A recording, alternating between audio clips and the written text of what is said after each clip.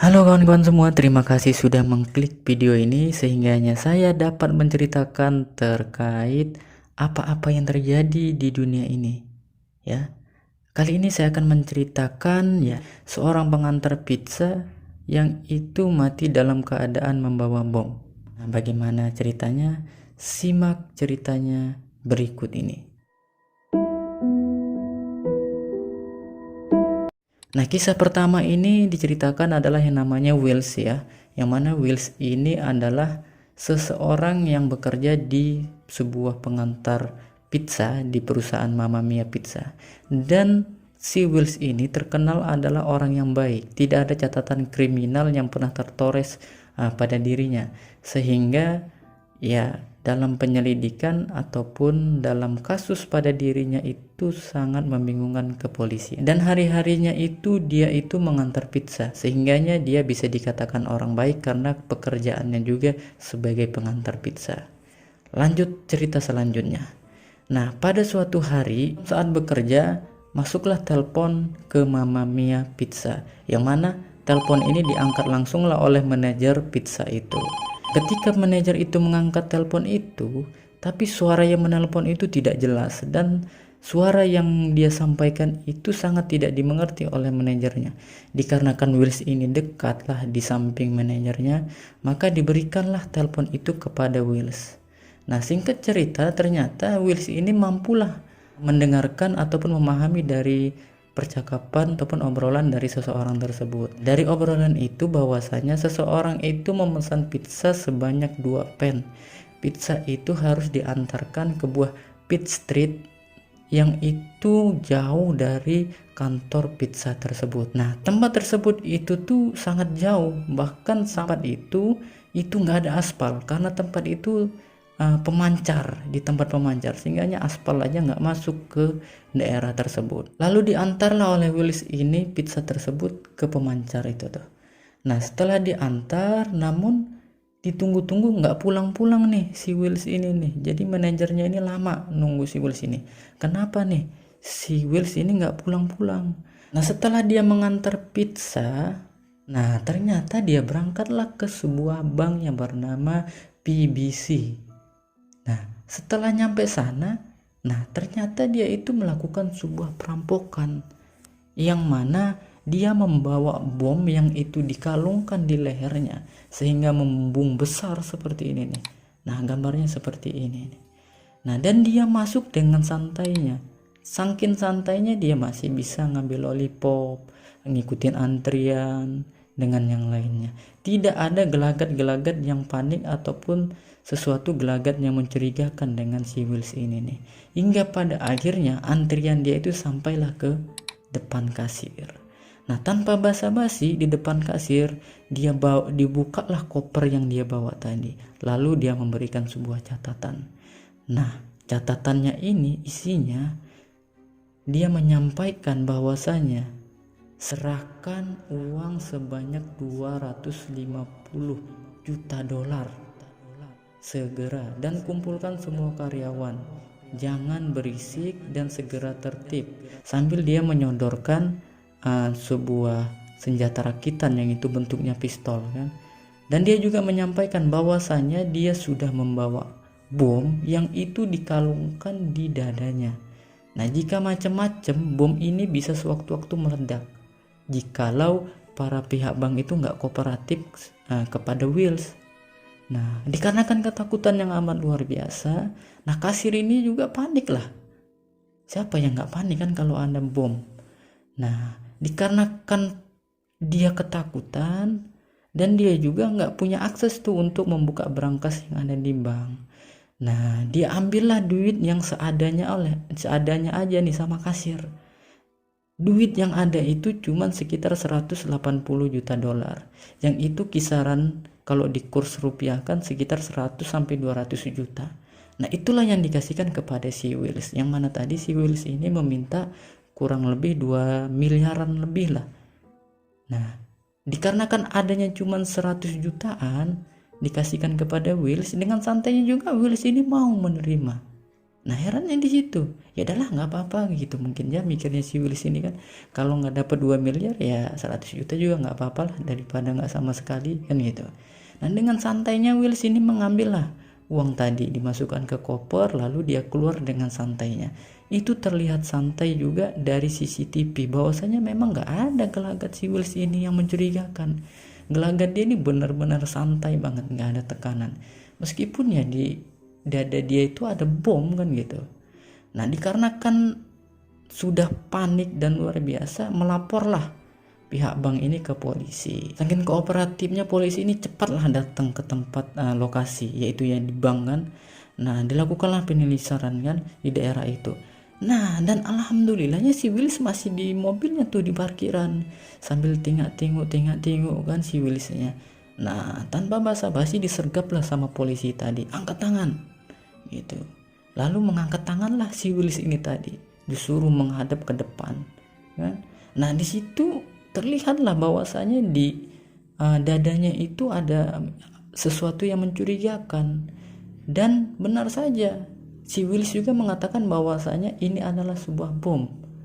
Tolong jangan tembak saya karena sewaktu-waktu bom ini bisa meledak, kata si Willis. Nah polisi kan nggak semudah itulah untuk percaya kepada Willis kan. Bisa aja bom itu cuman buat nakut-nakutin dia aja kan, nakut-nakutin polisi aja kan, biar dia itu nggak ditangkep. Nah gitu tuh.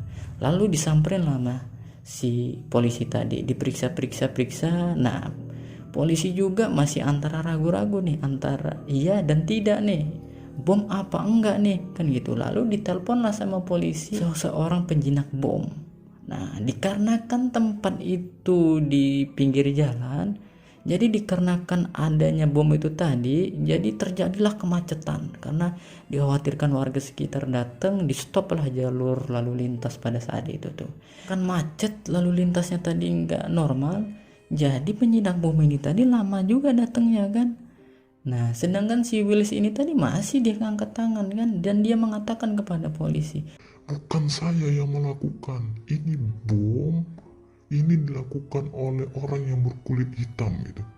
nah makin paniklah polisi ini tadi kan, saking menunggu lamanya tadi penjinak bom kan, dikarenakan macet tadi, tiba-tiba meledaklah bom tersebut. Nah disitulah mengagetkan polisi. Polisi baru yakin bahwasanya bom yang dibawa si Willis tadi ini adalah bom beneran. Nah dikarenakan itu tadi bomnya hanya bom rakitan, jadi nggak berhamburan tubuhnya, jadi nggak sampai mengenai warga sekitar, hanya dadanya aja itu yang hancur, cuman ya merenggut nyawanya si Willis tadi kan. Nah jadi meninggallah si Willis itu tadi di tempat. Nah setelah dilakukan otopsi, diperiksa dan sebagainya, cuman ada satu bukti, yaitu tadi bom tadi. Dan dikarenakan bom ini sifatnya itu di leher dan sudah terikat kan gitu tuh, seperti rantai. Nah jadi nggak ada cara lain tuh untuk mengambil barang bukti tadi, hanya satu cara, yaitu memutus lehernya si Willis tadi ini. Nah dikarenakan juga tidak adanya komunikasi baik polisi dan keluarga, ya karena memang sulit, karena satu-satunya bukti itu ya cuman itu kan, ya mau nggak mau ya dicopot kan, dipotong gitu lehernya. Nah dikarenakan gak ada komunikasi tadi, ya keluarga ini ada kekecewaan lah. Dan juga di ketika pemakaman juga ya nggak boleh dibuka kan, karena ya serem juga kalau di peti mati itu dibuka kan, karena kelihatan banget nih lehernya putus gitu tuh, menyeramkan banget. Jadi mau nggak mau ya keluarga ya dengan rasa kecewa menerima atas keputusan polisi, nah atas segala bentuk dari yang dilakukan polisi tersebut. Nah singkat cerita, dikarenakan tadi ada barang buktinya bom, maka dilakukanlah penelusuran, yang mana penelusuran ini dilakukan kepada rekan kerjanya si Wills ini di Pizza Mamma Mia. Nah teman rekannya ini bernama John. Nah dilakukanlah interogasi kepada John, dan akan dilakukan interogasi yang berkelanjutan, dikarenakan ya nggak cukup satu kali kan untuk melakukan interogasi. Nah ternyata si John ini juga gelagatnya juga mencurigakan, karena kenapa? Karena dia ini seakan-akan itu tidak mau membuka rahasia yang terjadi. Dia sengaja menutup-nutupin dari kasus ini. Diundang hari Senin, dia mintanya hari Selasa. Di hari Selasanya dia minta di hari Kamis sampai dengan hari Jumat, nah gitu tuh. Hingga pada akhirnya tiba-tiba si John ini mati dalam keadaan overdosis. Nah, habis lagi dong ya saksinya ya. Habis. Nah, lalu nggak kehabisan akal lah polisi ini untuk mencari bukti kan. Lalu digeledahlah rumahnya si Wills dan si John ini nih. Ada nggak kira-kira bukti bahwasanya dia ini melakukan rakitan bom kan, sehingganya bisa dijadikan bahwasanya antara mereka berdua ataupun mereka berdua ini adalah tersangka. Nah, setelah dicari, di cross check sampai dengan detail, nggak ada nih yang mencurigakan dari rumahnya si Wills dan rumahnya si John, sehingganya membingungkan petugas kepolisian lah bahwasanya siapa kira-kira dalangnya, siapa orang yang berkulit hitam. Hanya satu itulah yang menjadi sebuah bukti bahwasanya sebelum bom itu meledak, si Wills ini mengatakan bukan saya yang melakukan, orang yang berkulit hitam lah yang memaksa saya untuk melakukan perampokan ini. Hanya itu aja saksi sebelum kematiannya si Wills ini tadi. Dan juga dilakukan penelitian di dalam mobilnya, terdapat ada sebuah petunjuk peta yang mana si Wills ini diarahkan ke arah sini, ke arah sini, ke arah sini sebelum melakukan perampokan di bank tersebut. Nah, itulah petunjuk polisi untuk mencari tersangka siapa sebenarnya orang berkulit hitam yang dimaksud oleh si Wills ini. Dan juga polisi juga mendapatkan sebuah baju yang bacaannya itu adalah gas, yang mana arti gas ini berarti kan rahasia nih. Menyuruh polisi itu menjadi tantangan nih, coba cari saya kan gitu tuh kurang lebih. Nah, itu yang menjadi polisi ini makin penasaran siapa sebenarnya pelaku utamanya ini kan gitu. Lalu kasus ini berakhir waktu ke waktu, lalu berlalu begitu saja.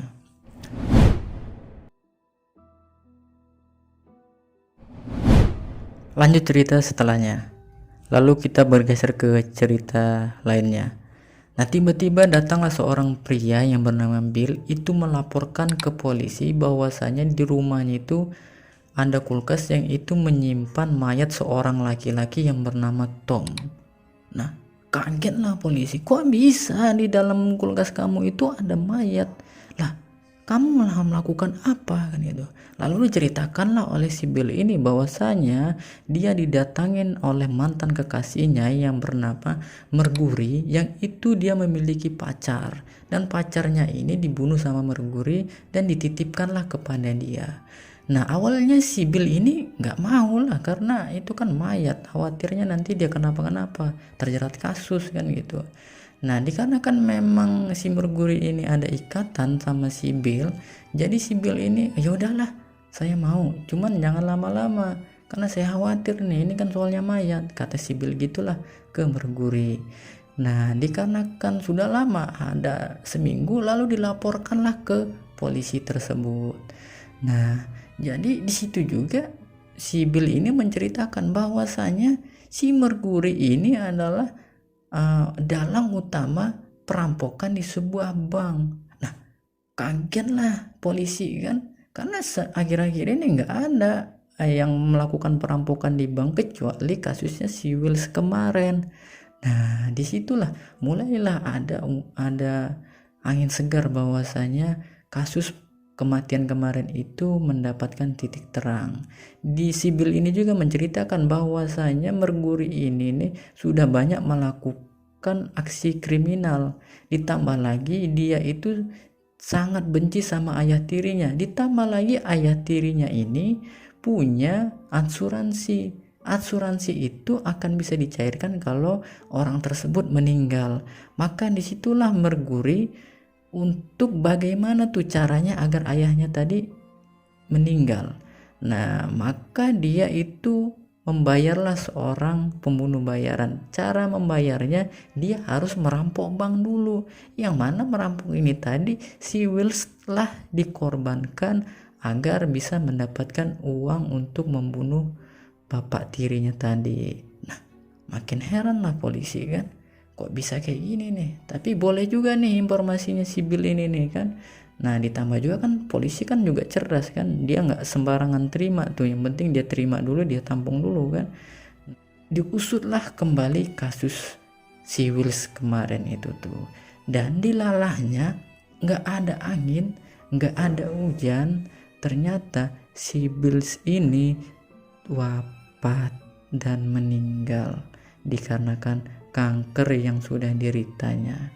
Ditambah lagi mereka ini kan, si Bills dan orang-orang yang terkait juga si Wills kemarin itu ya memang sudah orang yang berumur, orang-orang yang sudah tua tuh. Jadi ditambah lagi penyakit sehingganya mereka itu meninggal. Nah, makin bingung lagi lah polisi ini kan. Khawatirnya juga si Bills ini tadi hanya sebuah mengkambing hitamkan aja kan, karena pas posisinya si Merguri tadi punya kasus, jadi ditambahlah untuk menutupi kasusnya si Wills tadi. Khawatirnya si Bill inilah tersangka otak pelaku utamanya, jadi dikambing hitamkanlah si Merguri itu tuh. Singkat cerita, dilakukanlah persidangan kepada Merguri dan dia dihukumi 20 tahun penjara, yang itu dilakukan di penjara federal, yang itu mau dihukumi atas karena dia membunuh pacarnya tersebut. Nah, dan dikarenakan hukumannya itu lama, punya inisiatif lah si Merguri ini tadi. Nah, ada baiknya nih kalau saya itu melakukan kesepakatan kepada polisi, yang mana saya melakukan pengakuan atas perampokan kemarin sehingganya dapat mengurangi masa tahanan saya. Lalu dilakukanlah kesepakatan tersebut kepada polisi, dan polisi juga mengiyakan dan setuju untuk melakukan kesepakatan kepada Merguri.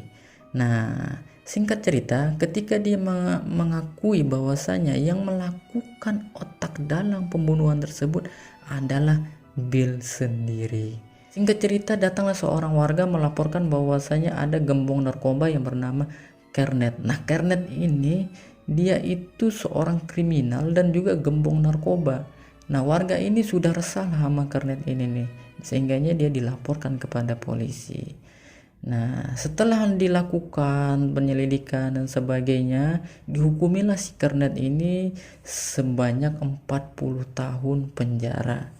Nah, ternyata si Kernet ini juga mikir kan, waduh 40 tahun nih saya di penjara, ini masih panjang apa enggak? Karena memang udah tua juga nih, si Jernih, si Kernet, ini juga udah tua-tua nih. Nah, jadi dia juga melakukan hal sama kepada polisi, yang mana dia melakukan kesepakatan pengakuan atas perampokan di bank NBC. Nah, ini kan mengherankan lagi nih polisi, kok tiba-tiba banyak nih yang melakukan pengakuan. Ternyata si Kernet ini mengakui bahwasanya otak dalang dari perampokan kemarin adalah si Jernih itu tuh. Aneh kan? Tuh. Makin bingung lagi nih polisi ini. Karena kenapa? Karena kesaksian dari si Kernet ini sama dengan kesaksian si Bill. Nah, ini sebenarnya yang menjadi tersangka siapa? Kan gitu. Apa tersangkanya si Wills? Apa teman rekan kerjanya si Wills tadi? Apakah si Bill? Apakah si Jernih nih? Ini makin aneh nih kan. Tuh. Maaf, si Merguri ya, bukan si Jernih ya. Si Merguri pacarnya si Bill tadi. Mantan pacarnya si Bill tadi.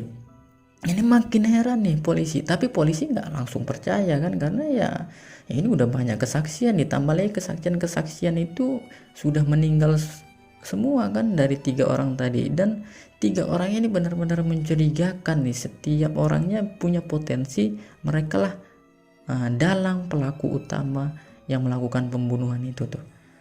Nah, jadi dilakukanlah interogasi lebih lanjut kepada si Kernet, bahwasanya benar nggak nih si Merguri inilah pelaku utamanya. Dilakukan terus interogasi kepada si Kernet hingga pada akhirnya kan gitu dia mengakui bahwasanya saya itu ikut serta dalam mengawasi keberangkatan si Wills itu. Nah, ketika si Wills itu di mobil Bapak todongkan, saya itu memantau dari kejauhan pakai teropong tuh, ngelihatin Bapak sedang menanyakan ataupun melihat dari bomnya si Wills itu tuh. Nah, saya nggak akan beranjak sebelum ya benar-benar bahwa si Wills itu meledakkan bomnya. Tuh, itu pengakuan si Karnet. Tapi kan heran tuh, ditambah lagi dia mengakui bahwa si Wills itu ikut serta dalam perampokan itu. Nah, makin heran kan polisi. Satu sisi ya benar, karena kan ketika ke bank itu ya secara psikologinya juga si Wills ini kan santai tuh, masih bisa makan permen kan gitu kan, sambil dia juga ikut antrian, tenang lah, nggak ada gestur kepanikan pada diri si Wills ini nih. Jadi bisa jadi ya memang benar dia bisa termasuk otak dalang dari perampokan tersebut. Tapi kok bisa dia mau memasang bom pada dirinya, kan aneh lagi tuh. Masa iya dia berani dan mau siap membom dirinya sendiri, kan aneh kan gitu. Nah, si Kernet juga mengatakan dia berani melakukan itu awalnya ya memang dia dipaksa oleh rekannya satu lagi yang itu juga akan diperiksa sama polisi.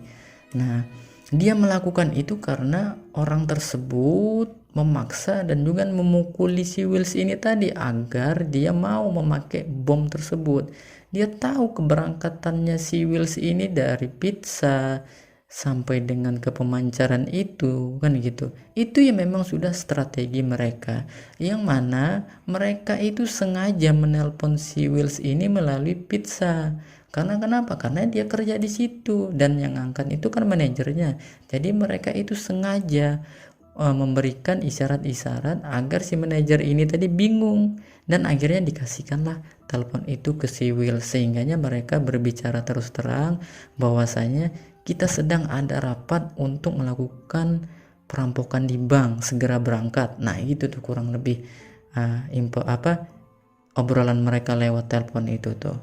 Jadi termasuk kurang ajar juga ya untuk melakukan rapat terkait perampokan itu melalui perusahaan kan gitu ya, agak ngelunjak gitu kan.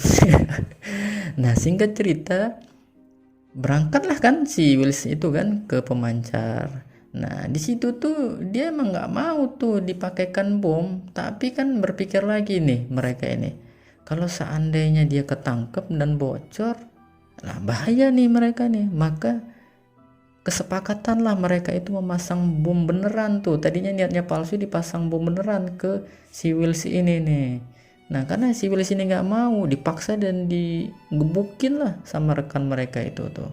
Dan akhirnya dia berangkat tuh. Itulah ungkapan si Kernet. Nah, dilakukan pula lah interogasi kepada rekan yang kata si Kernet ini tadi yang melakukan pemaksaan kepada si Wills, anggap aja lah si Faisal lah kita katakan. Nah, dan nggak banyak informasi juga yang didapat dari Faisal ini, karena ya memang dia ini udah punya riwayat penyakit juga, sehingga ketika mau dipanggil, mau diinterogasi lebih lanjut juga sulit karena dia juga sedang sakit kan, ditambah juga dia udah tua gitu. Dan tidak lama dari kasus itu juga si rekan tadi, si Faisal tadi juga meninggal dunia. Nah, bertambahlah kebingungan para polisi ini apa lagi gini, ini kok kasus ini kok terlalu berat gitu, ditambah juga udah pada tua dan rata-rata mereka juga penyakitan kan. Jadi bingung nih, apa mungkin ini benar-benar sakit, apakah ini memang udah skenario ada otak dalang yang sesungguhnya, kan bingung juga. Nah, dikarenakan memang riwayat penyakit itu, jadi polisi juga berpikir bahwasanya ya mungkin mereka memang benar-benar sakit kan gitu.